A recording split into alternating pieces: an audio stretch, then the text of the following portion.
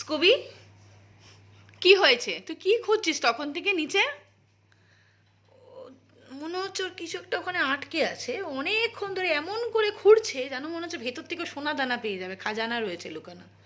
মাইলো, তুমি কিছু বলতে চাও?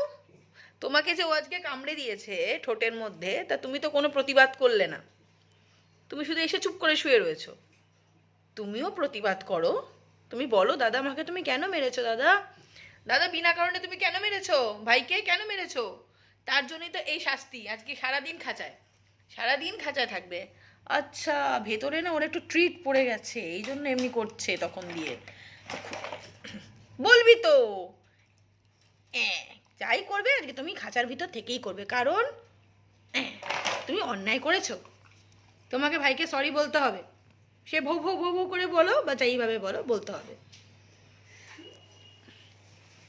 মাইলো, মাই বেবি, কি সুন্দর ঝুঁটি নিতে দিয়েছিলাম, ঝুঁটিটাকে নষ্ট করে দিয়েছে।